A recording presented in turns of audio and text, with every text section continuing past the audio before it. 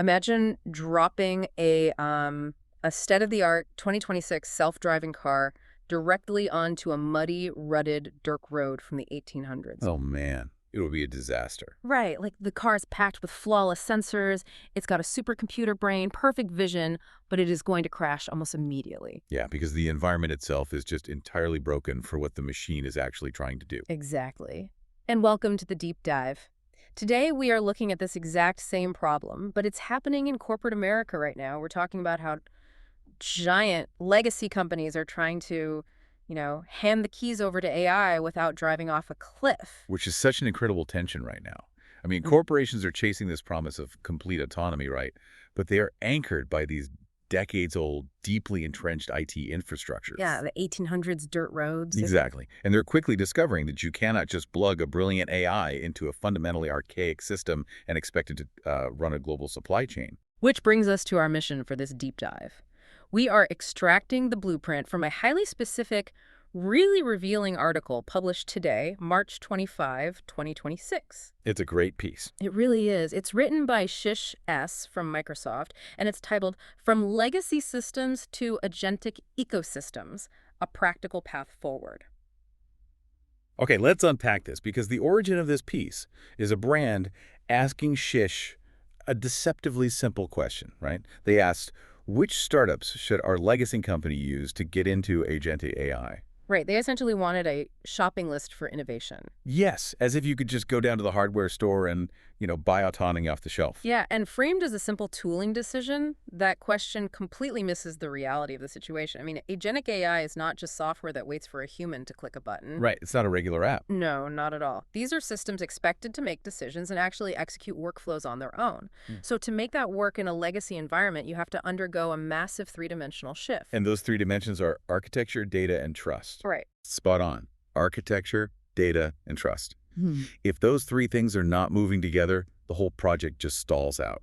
You go nowhere. So we really need to look at the mess AI is inheriting when it walks into one of these big companies.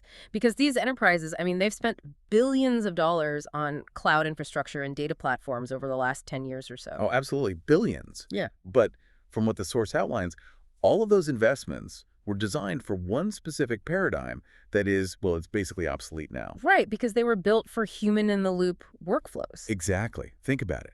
Every dashboard, every analytics platform, every perfectly formatted PDF report, they were all optimized so human eyes could look at the information and human brains could make a decision. Like staring at a really complicated spreadsheet. Yeah, exactly. But agentic AI introduces a completely different expectation. You're asking the system to support autonomous decision-making and execution across multiple business functions. Without a human actually pulling the levers. Right, without a human acting as the translator between systems. I am trying to picture what happens when an AI actually hits that environment. It seems like this is why when you try to use AI tools in the workplace today, they sometimes feel like they are stuck doing basic, narrow tasks. Well, for sure. They hit a wall. Yeah, they hit a wall because they're looking for a human interface that they don't actually possess, right? This raises an important question. Why exactly do highly intelligent agents fail in enterprise environments? Let's hear it.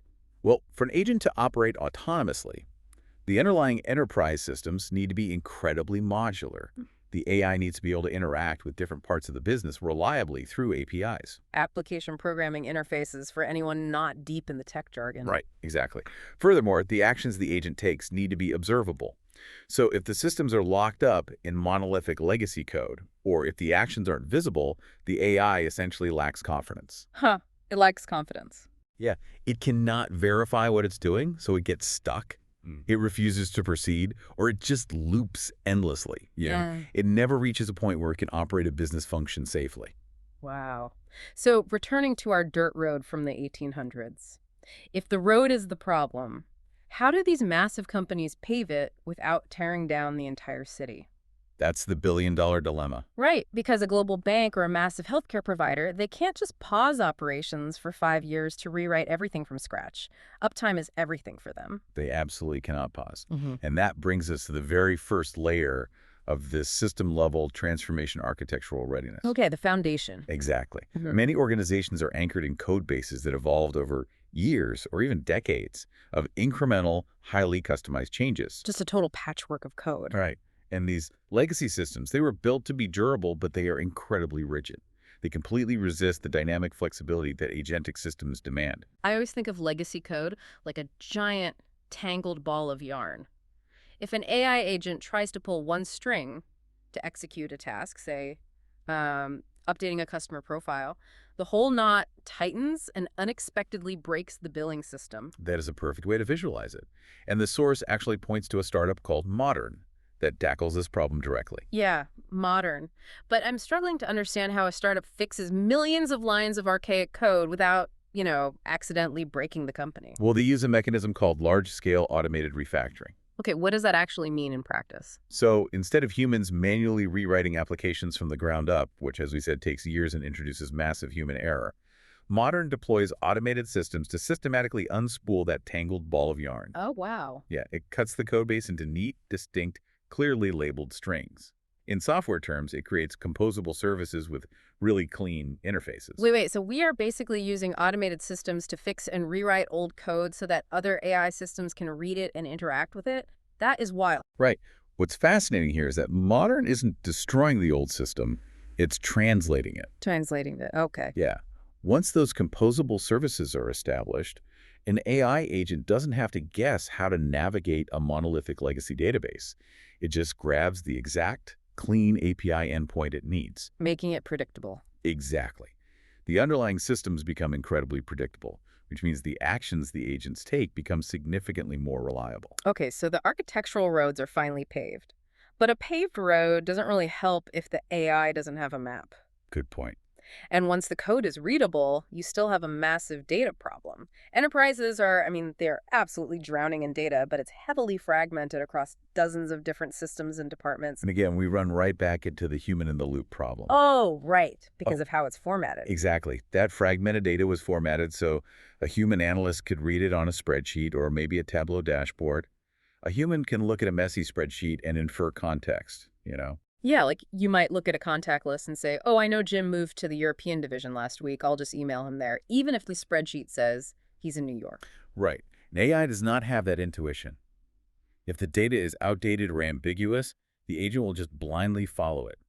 It might send highly sensitive financial documents to the wrong server or cause a complete system failure. Which is terrifying. Precisely. For an autonomous agent, outdated data isn't just annoying, it is catastrophic. The data must carry perfect context and reflect the exact current state of the business. So how do they fix that? Well, to solve this, the source highlights a startup called A-Team. They operate strictly at this data layer. They shape disconnected pipelines into structured, decision-ready environments. Decision ready. I like that. Yeah, they basically connect the fragmented sources, enrich the signals, and format the data so machines can instantly consume it. Here's where it gets really interesting. The author explicitly states there is a massive paradigm shift happening at this exact layer. Data is no longer just sitting in an analytical layer for humans to read, but is actively becoming part of the execution layer. And that shift changes the entire nature of enterprise software.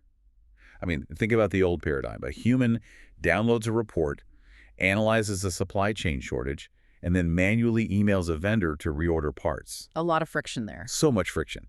But in the execution paradigm, the AI reads the real-time data flow, recognizes the shortage, instantly checks the vendor's API for inventory, and executes the purchase order autonomously. Wow. The data itself triggers the action. So the systems are modular and composable, thanks to Modern, and the data is now structured perfectly for execution, thanks to A-Team. Exactly. Now we need to look at who is actually doing the work. We're at the point where a company can finally introduce the agents themselves. We have officially entered the orchestration layer.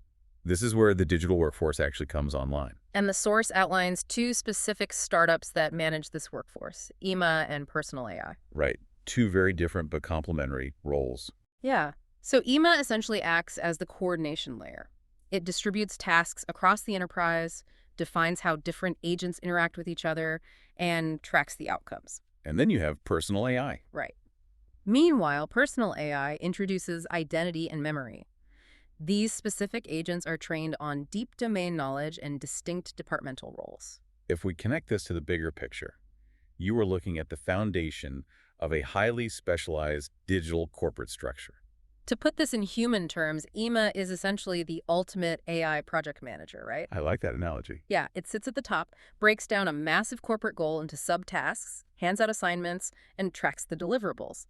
Personal AI, on the other hand, is the veteran employee who has been at the company for 20 years. The one who knows where all the bodies are buried. Exactly. They have the institutional memory. When EMA assigns a task, the personal AI knows exactly what the bizarre, department-specific constraints are to get it done. And that dynamic is how you scale enterprise operations while preserving the nuance of complex decision-making. You aren't just replacing a workflow with a generic chatbot. No, not at all. You have a project manager agent collaborating with a veteran domain expert agent.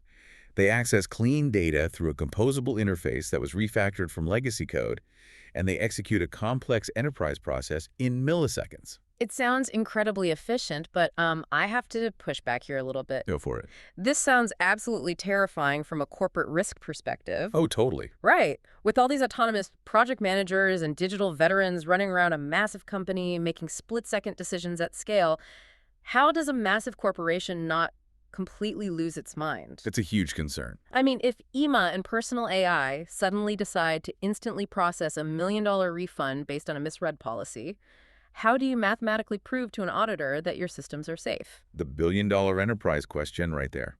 And it is exactly why the author introduces the final and perhaps most critical layer of the ecosystem, Yeah. governance. Okay, the guardrails. Exactly. As agents start operating across critical workflows, the need for control becomes exponentially more pronounced. A big bank or a healthcare provider needs rock-solid mathematical assurance that every action remains within strictly defined boundaries. And the source highlights a startup called Galileo AI to step in and handle this governance layer. Yep. They provide monitoring, policy enforcement, and traceability across all these agentic systems. But how does that actually work in real time? Like, how do you stop a rogue agent before the damage is already done? It comes down to intercepting the agent's actions right before they execute. Galileo AI acts as a deterministic logic gate. A deterministic logic gate, meaning it's absolute. Right. It's not guessing. When the AI agent attempts to make an API call, say, transferring that $1 million refund you mentioned, Galileo's invisible governance layer analyzes the request against hard-coded compliance policies in real time. Before the money moves. Exactly. If the action violates a policy, or if the agent is hallucinating a procedure, the system mechanically blocks the API call. It mathematically prevents the execution. So what does this all mean? It means Galileo AI is basically the invisible fence in the yard. I love that. Yes. You can let the AI off the leash to run around and do its job, but only because you have an absolute algorithmic guarantee that it cannot cross certain operational or compliance boundaries. And without that invisible fence, enterprise adoption is basically impossible. Trust is the currency of autonomy. Trust is the currency. That's a great way to put it. If an auditor asks why an AI made a decision, and you can't trace the exact logic and data path that led to that action, you cannot allow the system to operate. Period. Galileo AI gives organizations the ability to scale autonomy because it provides total observable confidence in how the system behaves. Okay, so we have looked at the entire blueprint now. We've got modern paving the architectural roads by refactoring the code. We have a team drawing the data maps for the execution layer. We've got EMA and personal AI driving the cars as the specialized workforce. And Galileo AI putting up the invisible fences to ensure mathematical compliance. It's a full stack. It is. But returning to the original prompt of the article, how does a massive entity like Microsoft actually vet these specific startups? I mean, I am struggling to picture a global healthcare company trusting their legacy code to a 50-person startup just because the tech sounds cool. Oh, they definitely wouldn't. The Microsoft for Startups model approaches this with intense pragmatism. They do not walk into a boardroom and pitch abstract, futuristic use cases. Because nobody cares about that when things are breaking. Exactly. A company trying to manage a legacy supply chain crisis does not care about abstract futures. They care about real, immediate operational priorities. The due diligence must be exhausting, though. Oh, it is. Microsoft teams up with leading venture capital firms to identify startups building meaningful capabilities. But before they ever recommend a modern or a Galileo AI to an enterprise client, those startups have to pass rigorous enterprise readiness checks. So it's not just checking a box that says, we have good security. No, it's much more than a simple checkbox. These startups undergo deep penetration testing, absolute verification of their security protocols, and really heavy scrutiny of their scalability. Right, because it has to work at scale. Exactly. A startup might work flawlessly with 10 users, but Microsoft has to prove that it will not buckle under the load of a 100,000-person global enterprise. The recommendations have to be made with absolute confidence. Because introducing a fragile piece of software into a messy corporate reality is a recipe for disaster, Exactly. which perfectly encapsulates the core thesis of Shishish S's article. This transformation is not a shopping list. You can't just buy your way out of it piecemeal. No, it is a system-level transformation. Hmm. It is never a binary choice between keeping your legacy systems or buying innovation. You have to connect them. Connect them. Right. Each layer, the architecture, the data, the orchestration, the governance, they all reinforce each other. When done correctly, the agents stop being just a shiny new overlay. They sink into the foundation and simply become how the business operates every single day. So as you think about all of this, whether you're personally leading a massive corporate transformation or you're just trying to stay well-informed about where the future of work is heading, the real takeaway here is clear. True AI integration requires fixing the plumbing. Fixing the plumbing, I like Yeah, that. you have to translate the architecture, structure the data for execution, manage the orchestration of digital workers, and mathematically enforce trust. You cannot just buy a shiny new AI interface and expect it to magically drive on an 1800s dirt road. No, you can't. And if we look just a bit further down that road, well, it leaves us with something quite profound to consider. Oh, We are talking about using AI to automatically refactor human-written legacy code into new, composable structures, specifically designed so that other AI agents can read and execute them. right? That was Yeah. the modern part. Exactly. So if agentic ecosystems truly become the new standard, at what point does human comprehension of the underlying business code become completely obsolete? Oh, wow. Are we right now building enterprise systems that will soon only be understood by the agents running them? Now that is a thought to mull over. The self-driving car not just navigating the road, but eventually redesigning the very pavement so only other machines can understand how to drive on it. Incredible. Well, thank you for joining us on this deep dive. We hope it gave you a completely new perspective on how the biggest companies are quietly rewiring the underlying infrastructure of the future. Keep exploring, keep asking questions, and we will catch you on the next deep dive.